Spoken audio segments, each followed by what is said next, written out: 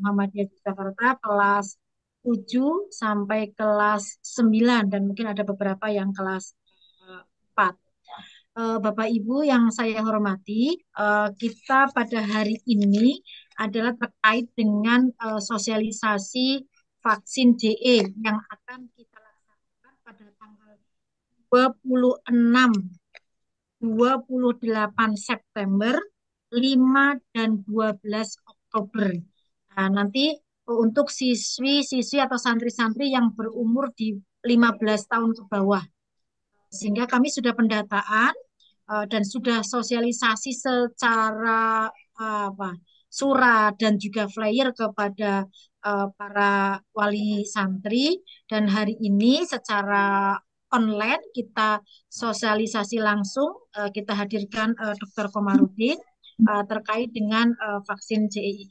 Karena ini memang kerjasama dengan Puskesmas Ngampilan, tentu menjadi kewajiban kami selaku dari Madrasah Mualimat Muhammadiyah Yogyakarta untuk mensosialisasikan ini dan berkomunikasi dengan Bapak Ibu semua dalam rangka untuk memahami lebih lanjut terkait dengan vaksin JE ini. Yang tentunya mungkin ada beberapa wali santri yang baru pertama kali mengenal dan seterusnya gitu ya. Maksudnya mungkin perlu informasi lebih jauh. Nah, terima kasih. Ini Dr. Isfi Sabila, dokter di Madrasah Mualimat Muhammadiyah Yogyakarta yang akan memandu Bapak Ibu untuk sharing dengan Dr. Komar. Terima kasih Dr. Komar atas kesediaan Iya, Bapak untuk sharing dengan para wali santri di Mualimat. iya. Dari saya cukup sekian. Assalamualaikum warahmatullahi wabarakatuh. Waalaikumsalam Waalaikumsalam warahmatullahi warahmatullahi wabarakatuh. wabarakatuh. wabarakatuh. Ya, terima kasih kepada Umi Unik Rosidah, Direktur Madrasah Mu'alimat Muhammadiyah Yogyakarta. Ya, jadi untuk acara selanjutnya langsung saja kepada Dr. Muhammad Komarudin, spesialis anak. Beliau ini ya berpraktek di kota dan kalau tidak salah PKU Kambing juga nih dok ya. Iya, laras Ya, ya. Iya, ya, dan kebetulan juga sedang menjabat sebagai Direktur Rumah Sakit PKU Kota Yogyakarta. Monggo iya, kepada Dr. Muhammad Komarudin kami persilahkan. iya. Assalamualaikum warahmatullahi wabarakatuh. Waalaikumsalam. Waalaikumsalam Iya, warahmatullahi wabarakatuh. coba cecin, Sis. Share sebentar ya.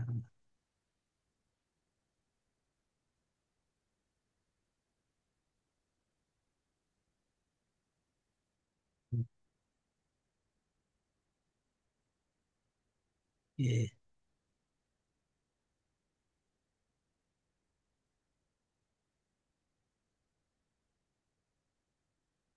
Ya, Bapak Ibu sekalian, Alhamdulillah pada kesempatan pagi hari ini saya diberi amanah untuk menyampaikan sosialisasi tentang pelayan pelaksanaan vaksin JE atau Japanese Encephalitis. Yang kami hormati Ibu Direktur Madrasah Mu'alimat Yogyakarta, Bapak Ibu Wali Santri yang berbahagia di seluruh pelosok. Kalau saya sering ketemu anak-anak muamilat yang kebetulan datang ke poliklinik atau ke rumah sakit PKU, selalu saya tanya dari mana, yang dari Lampung, ada yang dari Makassar, ada yang dari Pontianak. Saya kira seluruh penjuru eh, ada, sehingga ketika mendapatkan informasi tentang eh, pelaksanaan vaksin JE tentu akan bertanya. Karena memang pelaksanaan vaksin JE untuk sementara belum diberlakukan di seluruh wilayah Indonesia, hanya di beberapa, untuk tahun ini meliputi dua provinsi, yaitu daerah Istimewa Yogyakarta dan Provinsi Kalimantan eh, Barat. Sementara yang pertama tahun 2018 sudah dilaksanakan di Pulau Bali, di Provinsi Bali, sehingga wajar sehingga Bapak Ibu yang akan bertanya apa sih vaksin JE, fungsinya apa, tujuannya apa, ya. Dan alhamdulillah saya diberi kesempatan untuk memberikan sosialisasi. Jadi sebenarnya prinsip vaksin itu seperti vaksin-vaksin umumnya, yaitu untuk memberikan perlindungan pada anak-anak kita. Saya kira semua sudah paham bagaimana kewajiban kita sebagai orang tua untuk memberikan eh, pengasuhan, perlindungan kepada eh, anak-anak eh, kita. Cuma eh, perlu saya sampaikan kenapa ini menjadi urgensi atau menjadi program pemerintah di tahun ini. Sebenarnya kalau kita menengok latar belakang kasus, eh, jadi apa itu encephalitis adalah radang otak. Japanese encephalitis berarti dia berasal dari Jepang. Ini kasusnya memang sudah sangat lama ditemukan pertama kali, dilaporkan pertama kali sejak 1871. Diawali memang di Jepang yang kemudian menyebar ke hampir seluruh wilayah dunia. Kemudian pengembangan vaksin sebenarnya bukan hal yang baru. Bukan hal yang baru karena sejak tahun 1950 pelaksanaan vaksin sudah dilaksanakan. Untuk di negara-negara kawasan ASEAN pun kita paling tertinggal. Karena di Malaysia, di Thailand, di Singapura itu menjadi eh, vaksinasi yang wajib, vaksinasi dasar yang diberikan pada seluruh anak-anak. Sementara kita eh, relatif tertinggal. Walaupun kehadiran vaksin CE di Indonesia sudah cukup lama, tapi sifatnya adalah bukan wajib, jadi anjuran. Beberapa orang tua memang sudah memberikan suntikan JE, tapi pelaksanaannya hanya di rumah sakit tertentu, di dokter-dokter anak dan sebagainya, belum menjadi program pemerintah. Nah, pada tahun ini melalui keputusan Menteri Kesehatan ada program, tetapi pun hanya terbatas untuk Bali yang sudah terlaksana, kemudian disusul tahun ini Yogyakarta dan eh, Kalimantan Barat. Eh, Seperti kita ketahui bahwa kalau kita mungkin sering menanya radang otak, itulah encephalitis. Encephalitis, Japanese encephalitis. Itu bisa menyerang anak-anak sampai dewasa. Memang yang dilaporkan selama ini lebih banyak anak-anak, tapi tidak menutup kemungkinan ternyata juga dewasa juga bisa terserang. Yang jadi masalah adalah eh, apabila penyakit ini menyerang, kemudian menyerang radang otak, selain angka kematiannya itu cukup tinggi, angka mencapai 30% lebih angka kematiannya. Juga kalau toh bisa selamat, biasanya menimbulkan sequel atau kecacatan. Itu yang kita hindari bersama. Sehingga di beberapa negara memang sudah diwajibkan vaksin untuk menghindari tadi. Kalau toh selamat, 30% tidak selamat, toh kalau selamat biasanya menimbulkan kecacatan. Kalau kita melihat jenis vaksin yang diberikan mungkin sudah kenal karena kita waktu 2-3 tahun yang lalu ketika terjadi pandemi COVID kan sosialis tentang vaksin itu luar biasa. Ada vaksin hidup, vaksin mati. Nah, pada jenis vaksin yang kita gunakan adalah vaksin virus Japanese yang sudah dilemahkan, Dan kalau kita bicara keharaman atau kehalalan, sepanjang saya baca, alhamdulillah di produk ini tidak pernah bersinggungan dengan produk dengan apa produk-produk dari babi atau sebagainya.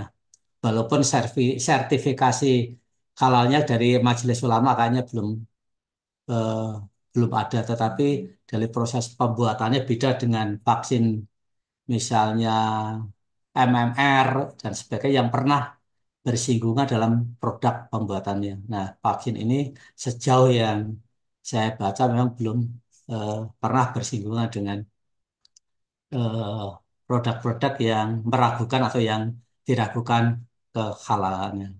Ya. Nah, eh, biar kita paham apa itu encephalitis, mungkin biasanya kalau kita terserang ensefalitis, prosesnya akan begitu cepat. Sebenarnya gejala awalnya juga tidak begitu khas seperti penyakit umumnya, ya. Dimulai demam tinggi yang mendadak. Nah, kadang-kadang demam tinggi yang mendadak itu diikuti dengan perubahan status mental atau penurunan kesadaran. Sakit kepala, kadang ada mual, ada muntah, kadang ada diare, dan sebagainya. Tetapi biasanya terus diikuti dengan kejang dan penurunan kesadaran. Ini yang sering kita temui. Walaupun penyakit-penyakit ensefalitis ini tidak hanya disebabkan oleh Japanese encephalitis, banyak sekali penyebab-penyebab yang lain, yang lain. Tetapi sumbangan dari Japanese encephalitis 30% sendiri dari kasus. Nah, pada akhir-akhir ini ternyata sudah ditemukan di beberapa wilayah di Indonesia. Nanti ada data, ya, ada beberapa wilayah yang sudah ditemukan kasus-kasus infeksi Japanese, termasuk di daerah istimewa Yogyakarta. Jadi memang yang terbesar itu di Pulau Bali, kemudian Kalimantan Barat, dan daerah istimewa Yogyakarta. Sehingga kenapa pemerintah memprioritaskan tiga wilayah itu dulu untuk dilakukan vaksinasi. Penularan penularan penyakit ini sebenarnya melalui gigitan nyamuk. Gigitan jadi seperti demam berdarah, demam dengue, seperti cikungunya yang melalui perantara atau vektor nyamuk kuleks ya.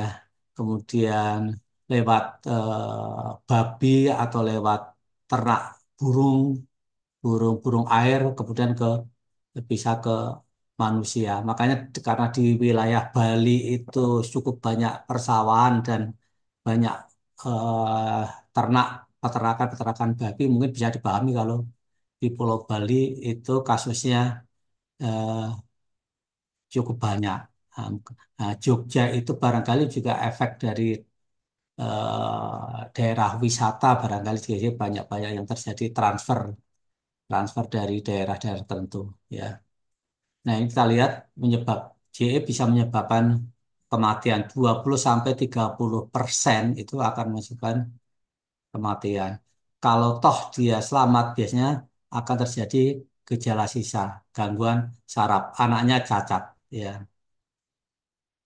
Ya, angka kematian lebih tinggi pada anak terutama kurang dari 10 tahun. Nah, yang jadi masalah sampai sekarang obat sendiri, obat pengobatan encephalitis hanya berdasarkan gejala yang timbul. Artinya gini, kalau dia ada gangguan demam ya hanya kita berikan obat penurun panas, ada dia muntah kita berikan obat muntah dan sebagainya. Kalau dia perlu support bantuan pernapasan karena gangguan pernapasan, kita gunakan alat-alat bantu pernapasan, ventilator dan sebagainya. Lebih banyak ke terapi supporting, obat-obat khusus untuk menghentikan atau untuk menyembuhkan encephalitis itu belum ada. Sehingga lebih baik kita upayakan untuk pencegahan dengan vaksinasi tersebut daripada kita harus menanggung akibat apabila anak kita sudah terkena penyakit. Ya. Nah, ini apabila bertahapan hidup seringkali mengalami gejala sisa. Ya. Ada gangguan sistem motorik, motorik halus, terjadi kelumpuhan, ya, terjadi gerakan-gerakan yang tidak normal. Atau kalau terjadi gangguan perubahan perilaku, agresif, emosi yang tidak terkontrol. Ini termasuk yang ringan, yang berat adalah gangguan sistem saraf pusat ini. Terjadi retardasi atau gangguan intelektual, retardasi mental, anak berkebutuhan khusus itu juga bisa terjadi pada akibat gejala sisa dari encephalitis. Ya, juga ada gangguan-gangguan eh, lain. Ini beberapa kondisi yang terjadi apabila anak kita sudah terlanjur terinfeksi, kemudian tidak tertangani dengan baik. Nah, penularannya bagaimana? Ya, melalui nyamuk sebenarnya. Nyamuk, kemudian juga bisa tadi saya katakan melalui babi atau melalui burung-burung yang ada di air, burung-burung kayak burung bangau, burung dan sebagainya. Dia melalui perantara nyamuk, ya. Nyamuk masuk ke burung atau ke kuda, ke babi banyak, dan kemudian juga menggigit manusia. Jadi manusia sebagai host atau sebagai penjamu atau sebagai akibat. Ya, akibatnya.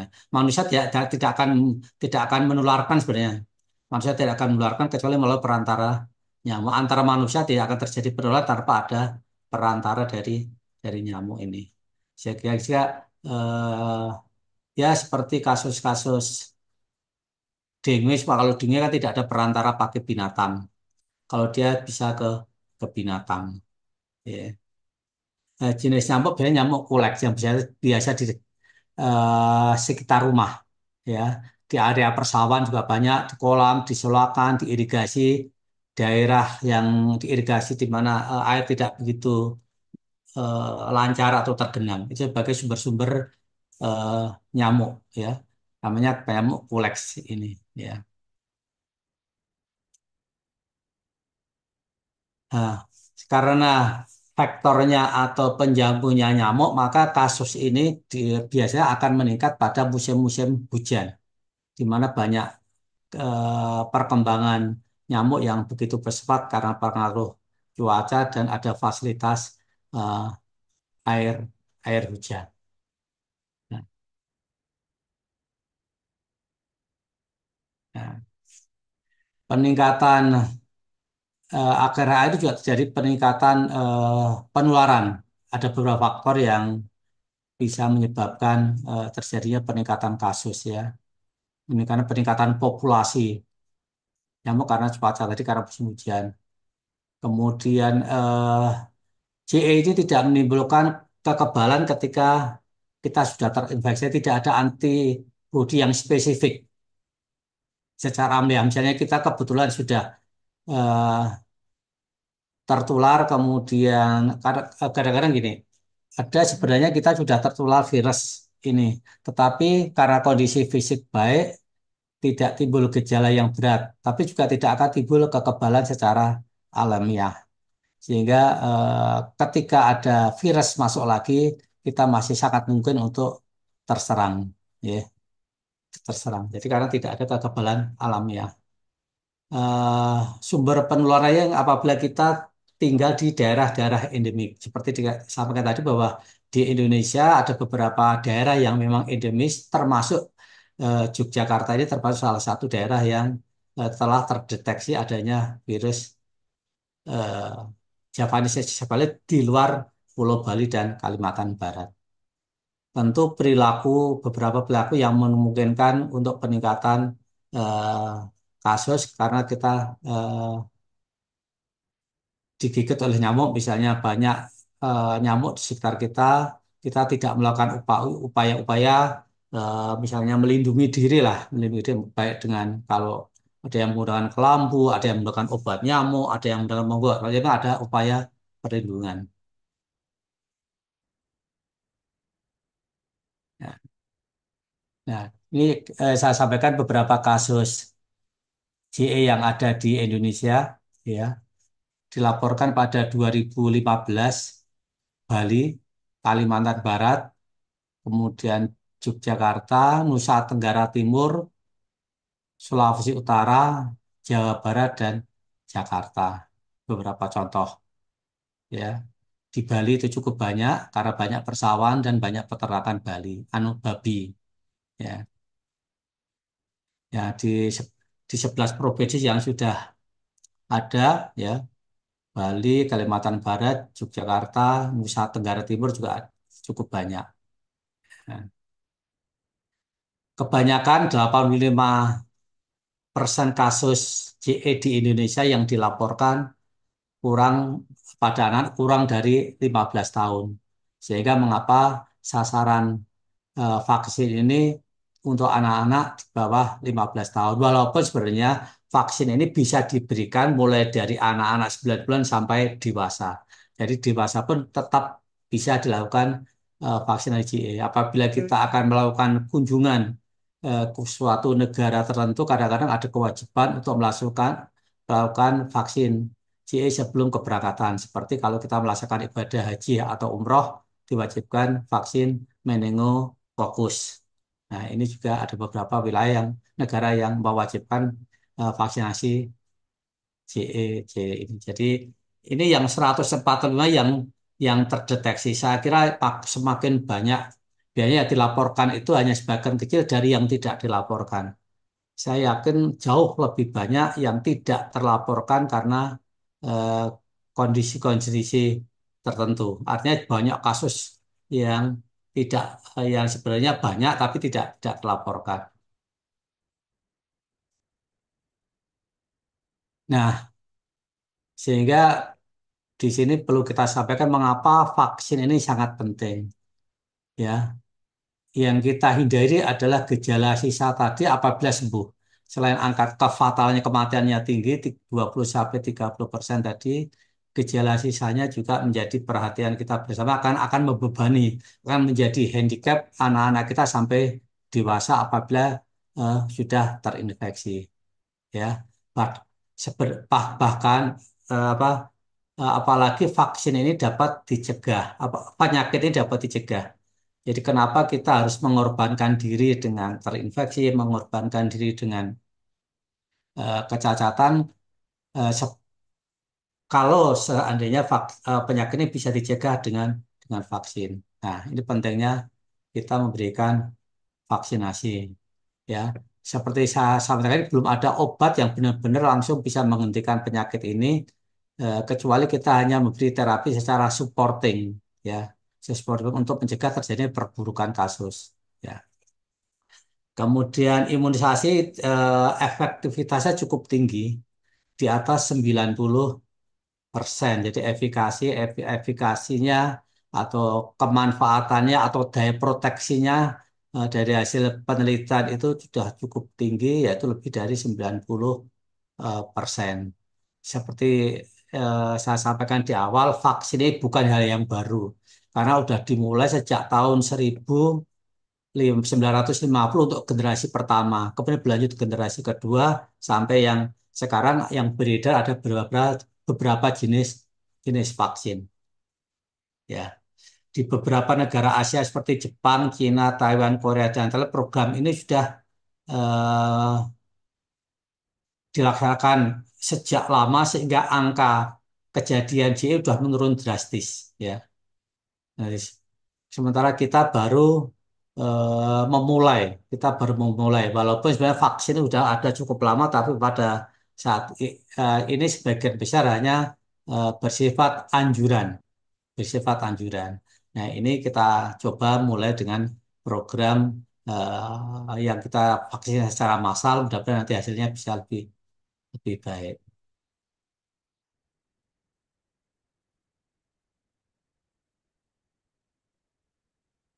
Ya, vaksin yang digunakan adalah vaksin jenis virus hidup yang sudah dilemahkan. Ya, WHO juga merekomendasikan untuk pemberian terutama di daerah-daerah endemis, termasuk di daerah kita ini. Ya, biasanya diberikan kalau secara umum untuk anak-anak diberikan 2 kali. Dimulai pada usia 9 bulan, kemudian ulangannya pada 1 tahun atau 2 tahun kemudian. Tetapi dalam program ini kalau tidak salah hanya diberikan 1 kali. Untuk dewasa cukup 1 kali eh, pemberian. Jadi untuk perlindungan jangka panjang biasanya diberikan 2 kali. Vaksin pertama diikuti dengan booster 12 atau 2 tahun berikutnya. Sehingga nanti apabila orang tua itu ingin, oh tidak hanya sekali program ini, ingin lanjut dengan booster, nah itu lebih bagus. Karena di beberapa rumah sakit juga sudah menyediakan vaksin C ini. Tapi minimal sudah mendapatkan 1 kali. Syukur kita tunggu mudah-mudahan nanti dapat 2 kali eh, pemberian. Pelaksanaannya kalau tidak salah di bulan September sampai Oktober untuk wilayah daerah istimewa Yogyakarta. Nah, biasanya dilaksanakan di puskesmas, di posyandu atau di sekolah-sekolah, petugas yang akan eh, mendatangi. Nah, ini aturan hukumnya ada keputusan Menteri Kesehatan yang baru yang sudah beredar ya untuk daerah istimewa Yogyakarta, kota dan kabupaten dan provinsi Kalimantan Barat ya. Ya, ya saya kira itu informasi yang eh, kami sampaikan. Monggo kalau mau misalnya ada yang perlu didiskusikan. Ya, matur nuwun. Assalamualaikum warahmatullahi wabarakatuh. Waalaikumsalam.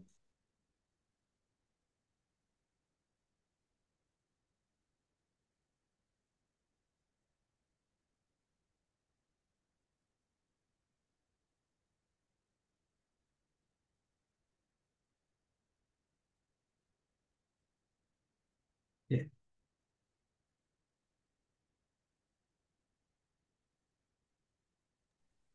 Ya, terima kasih kepada Dokter Komar, spesialis anak. Nanti Bapak Ibu akan dibuka tiga penanya dan mungkin bisa sambil ditulis di kolom chat, ya. Dan mungkin sebelumnya bisa saya simpulkan dulu, ya, Dok. Jadi ya, Javanese encephalitis ini merupakan penyakit yang berat karena bisa menimbulkan kecacatan dan kematian. Nah, tapi untungnya CE ini bisa dicegah dengan vaksinasi yang alhamdulillah sekarang ada program dari pemerintah. Mungkin kalau di rumah sakit itu lumayan mahal gitu, Dok. Untuk satu kali ya, suntik itu bisa ya, sampai sekitar 600.000. 600.000 ya. Nggih. Betul. Dan ini alhamdulillah nih Bapak Ibu dari pemerintah mengadakan program CE melalui pelaksananya Puskesmas. Jadi untuk anak 9 bulan sampai 15 tahun, untuk di Mualimat kelas 1, 2, 3 dan kelas 4 beberapa ya bisa mendapatkan vaksin CE ini. Nah, terus mungkin di sebelum eh, nanti bisa langsung raise hand saja nih Bu, Bapak yang ingin tanya. Sebelumnya di dok, mohon izin bertanya Ya. untuk kipinya sendiri. Oh ya ini sama. Untuk kipi atau efek samping ketika vaksin ini apa saja ya dok? Oh, J. Memang hampir semua vaksin itu timbul efek samping ya. Ada yang ringan sampai berat. Yang dilaporkan untuk vaksin J ini yang ringan seperti misalnya demam, nyeri pada area suntikan, mual, pusing. Prevalensinya antara 1 sampai 10 per 1.000 eh, anak. Jadi tidak begitu banyak. Ada Hmm, beberapa,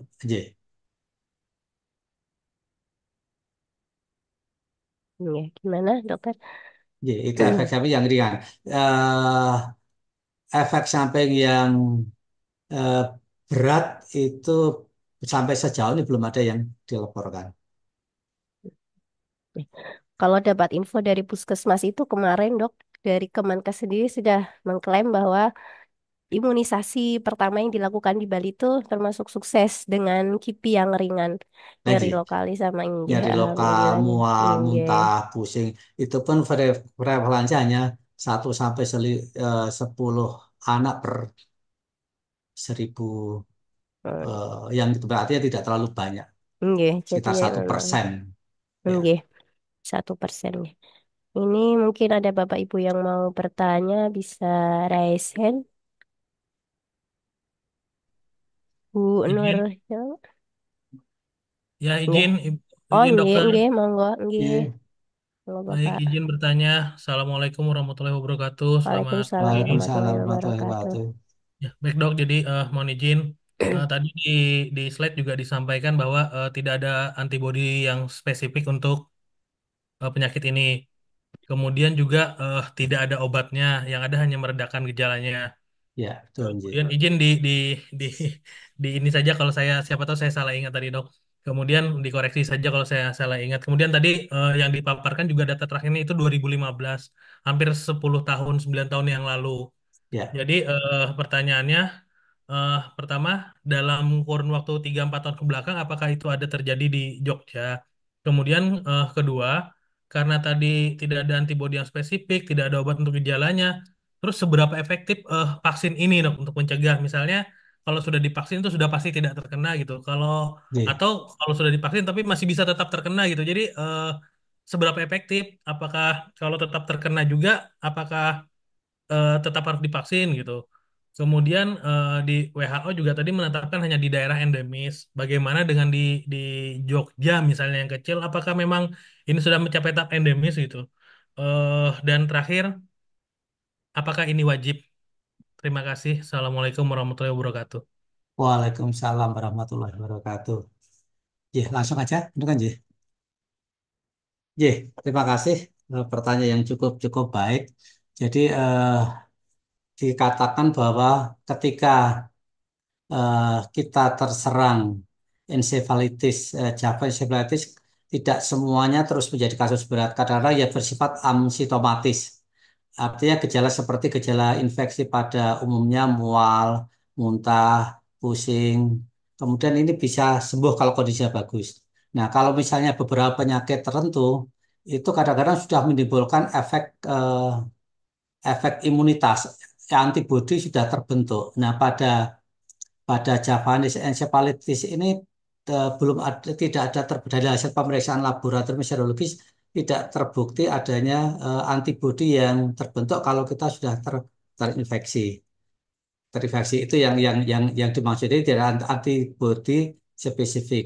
Nah, seberapa besar efikasi atau kemanfaatan vaksin apabila sudah diberikan itu dari hasil eh, penelitian 90 cukup tinggi benar 90%. Seperti kalau kita dulu vaksin COVID ada beberapa macam itu kan bervariasi antara 70 sampai 90% lah. Vaksin J itu bisa mengurangi atau mencegah sampai 90% eh, kasus ya.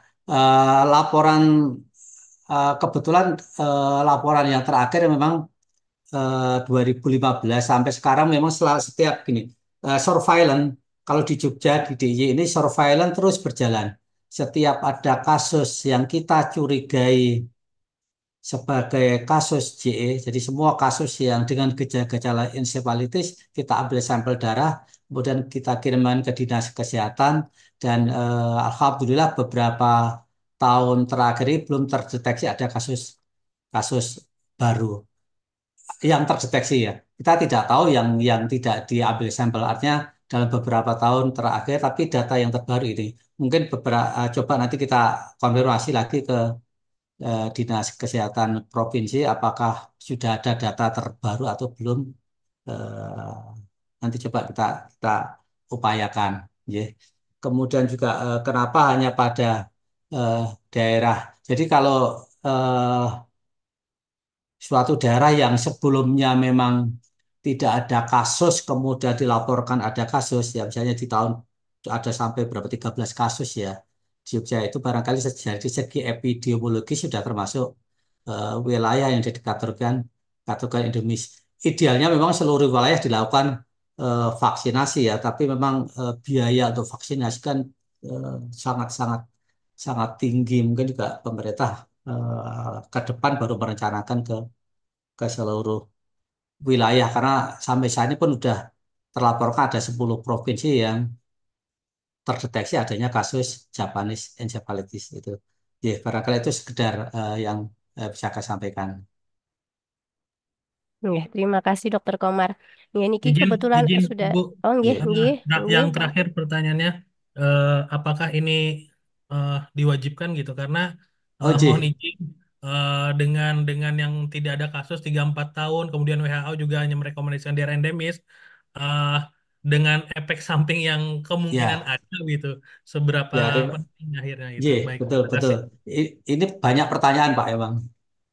Banyak pertanyaan yang muncul. Tetapi kalau kita mengacu pada PMK, tadi keputusan Menteri eh, Kesehatan, ya memang isinya hanya melaksanakan tindakan vaksinasi di tidak tidak ada artinya dalam kalau tidak ikut terus ada sanksi. Saya kira kok tidak ada ya. Tapi kalau lebih banyak ke upaya preventif, anjuran dan diupayakan, tapi tetap ada target sebenarnya ada target. kalau kita lihat dari dinas kesehatan itu diharapkan semua anak yang di bawah 15 tahun mendapatkan vaksin itu, tapi bukan berarti kalau tidak ikut eh, ada sanksi. Saya kira kok belum belum belum sampai eh, ke sana, Pak. Ya, artinya izin dok, kebetulan Iya, ini kebetulan juga, kebetulan saya juga lagi mengaudit dinas kesehatan di provinsi saya gitu. Kemarin saya iya, sempat ngobrol dengan teman-teman dinas kesehatan terkait ini, iya. termasuk PMK yang tadi. Jadi maksud saya, apakah dari Mualimat juga mewajibkan ini, atau siapa yang mau saja gitu, siapa yang berkenan, ataukah memang harus ada kewajiban dari Mualimat untuk santrinya mengikuti ini? Terima kasih. Oh, iya, Mungkin izin menjawab, Jih, Dok. iya, Jadi untuk mualimat ini sebenarnya ini kan program dari pemerintah, Pak. Ya, pelaksananya itu Puskesmas. Jadi yang mewajibkan itu pemerintah dan kami hanya ikut membantu pelaksanaannya dari Puskesmas. Dan kemarin itu sudah mulai dibagikan flyer dan jika memang berkaitan dengan anak, kekhawatiran orang tua, mungkin anak punya riwayat sakit tertentu, terus menginginkan tidak divaksin, monggo dengan menuliskan surat pernyataan tidak vaksin dan bermaterai, yaitu dari puskesmasnya langsung yang seperti itu. Dan ini kami, ya, kami mengadakan sosialisasi ini juga untuk menjawab mungkin keraguan dan pertanyaan-pertanyaan tertentu agar langsung nih dijawab dan dijelaskan oleh Ya, dokter spesialis iya, anak seperti itu, ya Pak. Ya. ya. Jadi untuk Terima kasih. Mu'alimah sendiri, nggih, iya. Mu'alimah Artinya, sendiri tidak ada, Ya, artinya terima kewajiban. dalam kasih Ustazah. kondisi-kondisi tertentu, memang dalam kondisi-kondisi tertentu, jadi seperti vaksinasi pada umumnya, ada beberapa kondisi yang tidak boleh diberikan pada anak-anak. Misalnya kondisi sakit berat, HIV, gizi buruk, atau anak-anak yang sedang menderita mendapatkan terapi supresi imunosupresan karena misalnya leukemia dan sebagainya, itu memang tidak boleh dilakukan vaksinasi. Tapi selama kondisi sehat, ya sebenarnya lebih banyak diharapkan untuk berperan serta dalam kegiatan ini. Ya, izin izin Bu Yusfi dan dokter, mohon maaf izin Oke, diskusi. Makanya sebenarnya ini yang tadi ditanyakan dari mualimat, karena kalau dari dokter juga tadi sudah mengatakan, dari PMK-nya juga, kemudian saya ada sharing dengan teman-teman di dinas kesehatan di sini bahwa dari PMK-nya itu tidak ada mewajibkan. Kemudian di formulir yang diisi itu kalau tidak ikut dimintakan apakah mengalami penyakit, entah itu kalau alergi misalnya kan ya, tidak boleh dan lain-lain. Nah, maksud saya misalnya anak ini tidak ada alergi, tidak ada penyakit apa gitu, kondisinya fit, tapi kita tidak berkenan kan, itu tidak ada di situ, harus mengisi ya, penyakit apa gitu. Jadi apakah ini memang tetap diwajibkan kalau anak-anak itu tidak punya penyakit yang yang melarang vaksin gitu. Misalnya tidak ada penyakit berat, tidak ada penyakit apa, saya bisa-bisa saja divaksin. Cuman eh, memang tidak mau begitu. Apakah memang itu boleh, atau memang akhirnya tetap harus diwajibkan, kan di PMK-nya sendiri kan tidak ada. Terima kasih, mohon Iya, maaf, izin. iya, ya, iya, iya. Jadi untuk surat pernyataan terkait itu kemarin kami bagikan itu kalau tidak salah tidak ada menyebutkan seperti itu, Pak.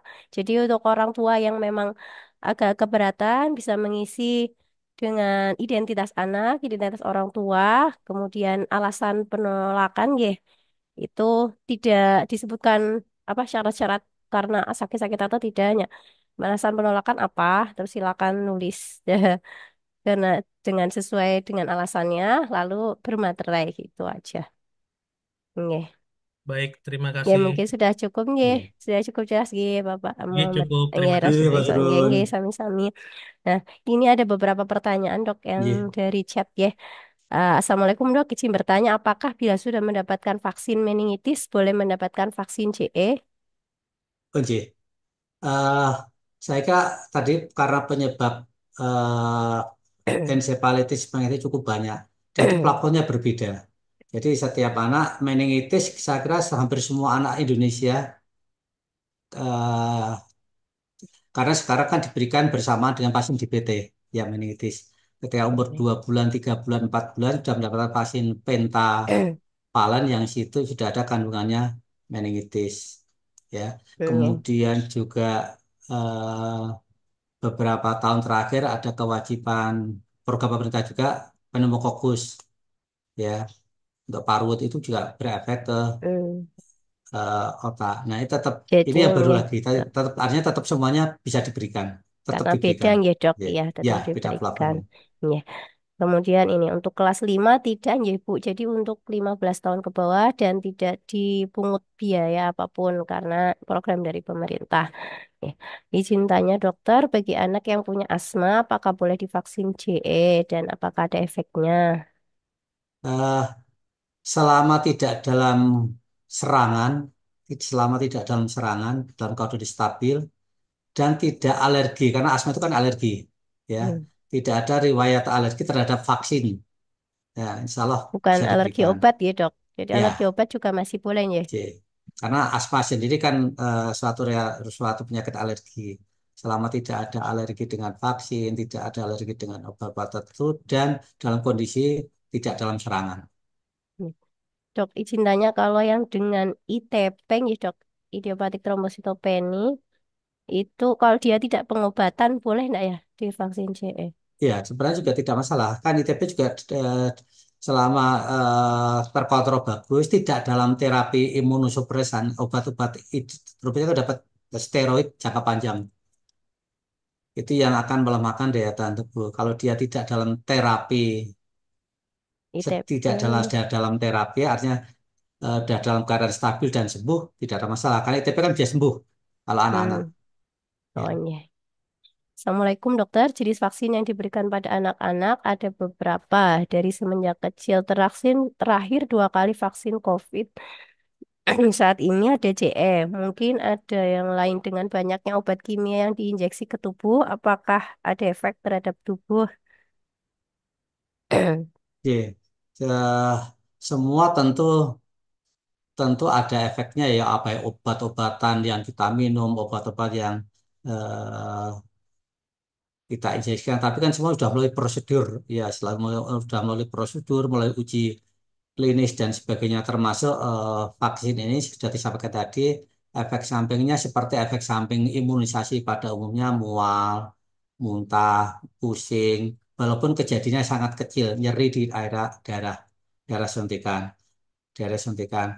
Eh, Kemudian kalau kandungan-kandungan vaksin itu kan tidak sekedar ada beberapa bahan yang ikutan di situ sebagai, misalnya sebagai penstabil dan sebagainya. Semua melalui uji klinis yang cukup aman untuk tubuh-tubuh kita. Ya. Lalu ini dok, ada yang bertanya bagaimanakah jaminan keamanan vaksin ini terhadap anak karena vaksin COVID kemarin banyak yang berdampak lain. Jadi mungkin banyak yang membandingkan dengan vaksin COVID gitu dok Iya, yang kemarin betul ya. lumayan. Ya, itu tadi efek samping yang kalau kita bicara keamanan kan bicara efek samping dan sebagainya. Kemudian bicara tentang kemanfaatan ya tadi. Hmm. Efek samping yang dilaporkan sejauh ini sih eh, ya seperti vaksin-vaksin Demam, pada nggih. umumnya, J. Pada Ya, umumnya yang biasa ya, dilakukan pada anak-anak balita niku ya ya, dok. ya, Iya. ya. Iya. Mungkin apakah ada Bapak Ibu yang masih mau bertanya ini? Bisa langsung raise hand saja, monggo.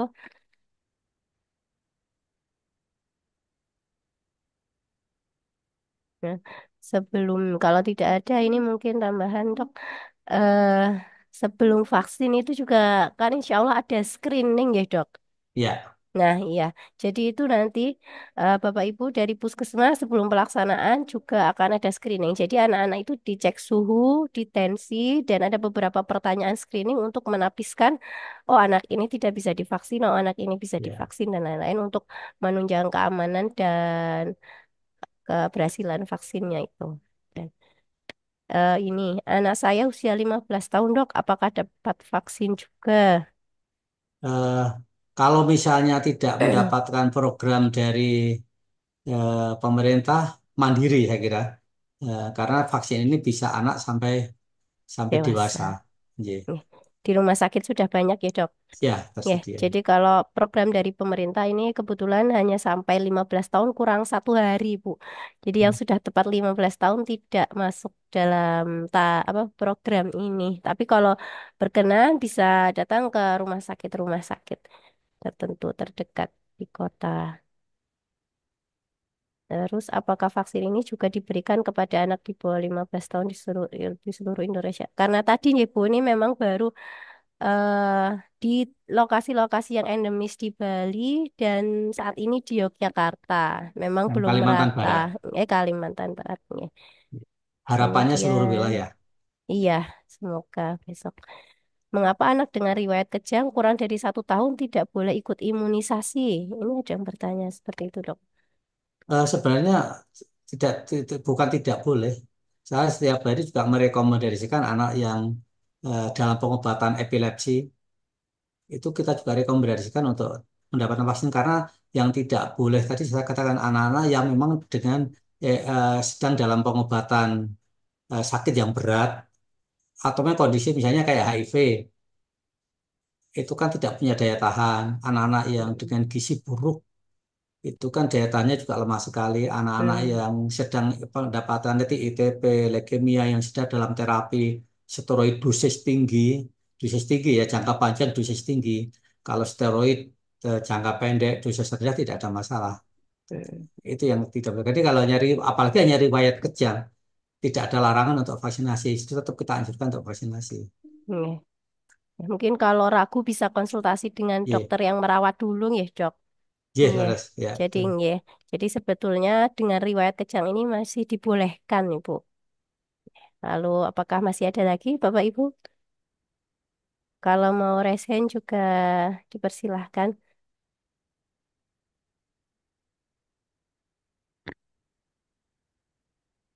Oh ya, Dok, terus ini vaksin yang dari pemerintah dan swasta. Kalau misalkan kita ke dokter anak itu sama atau enggak ya? Ya, Barangkali kalau ada sekarang itu Bapak Ibu karena yang yang beredar di Indonesia itu ya plafonnya masih sama. sama ya. Ya, Jadi Bu, daripada ini kalau kita mandiri kan lumayan mahal. Nah, ini bisa mendukung program pemerintah dan anak juga mendapatkan kekebalan secara gratis ya buat vaksinasi JE. Besok insya Allah dilaksanakan oleh Puskesmas Ngampilan. Baik, apakah masih ada yang mau bertanya lagi?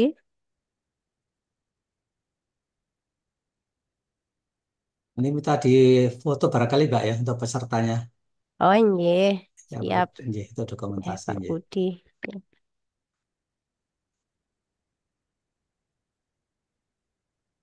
Ini mungkin kalau sudah tidak ada yang bertanya lagi, Bapak Ibu, ya, sambil persiapan foto dulu ya.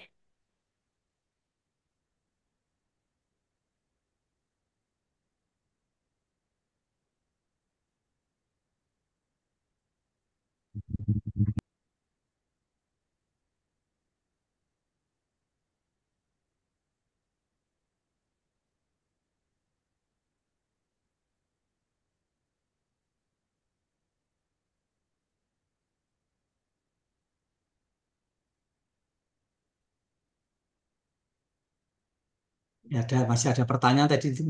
Ya, Eh, apakah boleh sebentar. yang riwayat asma tadi jadi eh, selama untuk anak-anak yang memang asma selama eh, kondisi stabil ya tidak sesak nafas, tidak batuk, tidak dalam serangan dan tidak ada riwayat alergi terhadap vaksin atau Komponen. terhadap obat-obat tertentu eh, diberikan tetap insya Allah aman. Kecuali memang sedang dalam serangan. Jadi pada saat pelaksanaan nanti di tanggal 28 ya, anak sedang batuk, sesak nafas ya kita tunda dulu karena eh, kesempatan tidak hanya hari itu tapi bisa dilakukan, bisa diulang di lain waktu. Begitu ya, Mbak, kalau informasinya. Iya, iya. Ada Ya, 4 hari pelaksanaan, Dok. Ya. ya. Lalu ini, Dok, apa bahan dasar vaksinnya, Dok? Kemudian apakah benar berita yang sering beredar bahwa obat vaksin ini sebelum disuntikan diendapkan dulu dalam tubuh hewan? Aduh, ini pertanyaan agak sulit ya. Jadi proses seperti yang seperti proses vaksin ini sudah lama. Vaksin J itu pertama kali tahun 1950. Jadi hampir 70. 5 tahun ya, 75 tahun sejak generasi pertama, generasi kedua sampai yang sekarang dan proses eh, vaksin itu juga tidak sesimpel ya. Proses yang sangat panjang, mulai dari proses pembiayaan, isolasi, kemudian pelemahan sampai uji coba klinis. Jadi bukan berarti diendapkan di tubuh pembiayaannya dengan media-media tertentu, bukan dengan dimasukkan di tubuh binatang, tapi dengan media-media tertentu di laboratorium. Tapi prosesnya juga panjang dan bukan bukan vaksin yang baru. Kalau bahan bakunya ya dari virus Japanese encephalitis itu yang diisolasi bahan bakunya. Dari virus yang dilemahkan ya dok Itu ya. aja. Kemudian ya untuk kehalalannya ini tadi Dokter Komar sudah menjelaskan Ibu Dewi bahwa kehalalannya kalau secara sertifikasi MUI belum ada, tapi secara pembuatannya berbeda dengan vaksin MR gitu nih dok, yang dimana Iya, vaksin CE ini lebih proses pembuatannya ini berbeda dan lebih tidak tidak pernah bersinggungan ya. bersinggungan, nggih, tidak Iya, kalau saya bersinggungan baca dengan data tidak, produk yang ya. meragukan kehalalannya. Ya, Nah, insya Allah aman. Hmm.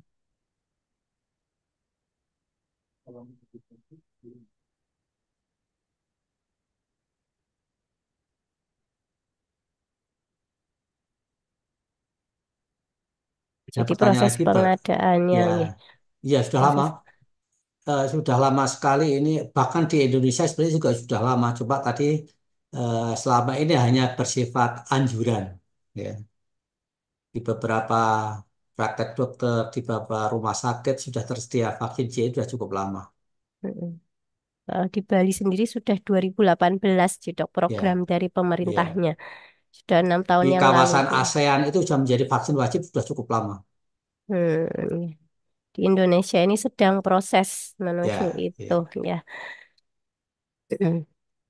Ini apakah ada lagi Bapak Ibu? Mungkin bisa kami cukupkan ya. Semoga Ya. apa yang disampaikan dari Dokter Komar ini bisa menambah wawasan kita dan bisa semakin memantapkan Bapak Ibu yang tadinya ragu, terus bagaimana kehalalannya, efek sampingnya, terus apakah anak saya bisa divaksin tidak dengan riwayat sakit tertentu. Nah, ini tadi sudah dijelaskan banyak. Ya, terima kasih kami ucapkan kepada Dr. Muhammad Komarudin, spesialis anak. Semoga ilmu yang beliau bagikan bisa bermanfaat juga kepada kami. Dan terima kasih juga kepada Bapak Ibu wali murid sekalian sudah meluangkan waktunya pada Zoom meeting pagi hari ini. Untuk selanjutnya, monggo untuk foto bersama ya.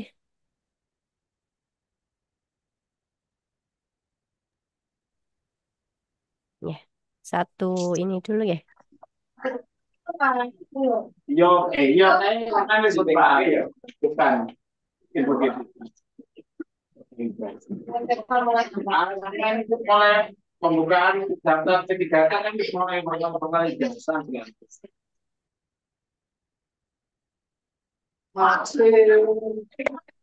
Ya, ini slide satu dulu ya. Ya, satu, dua, tiga. Ya, selanjutnya. Oke, sebentar di save dulu.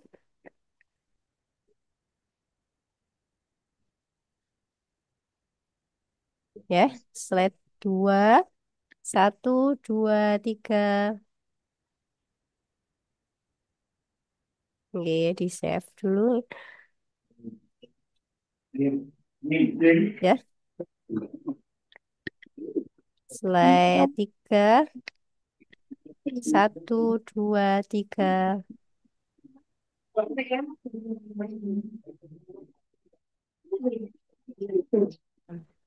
Oke, terus slide empat.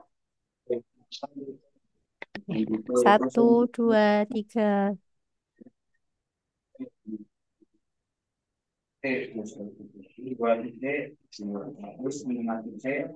Kemudian slide lima. Ya, satu, dua, tiga.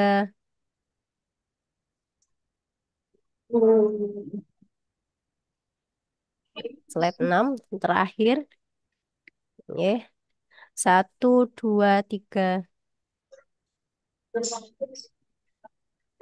Ya. Ya. Terima kasih Bapak Ibu sekalian. Mohon maaf dari saya, mohon maaf apabila banyak kekurangan dan semoga sehat selalu nggih Bapak Ibu. Nih, baik kami tutup acara Zoom meeting sosialisasi vaksin Japanese encephalitis ini. Kurang-kurangnya kami mohon maaf. Assalamualaikum warahmatullahi wabarakatuh. Waalaikumsalam Waalaikumsalam warahmatullahi warahmatullahi wabarakatuh. wabarakatuh. Warahmatullahi wabarakatuh. Iya, kira untuk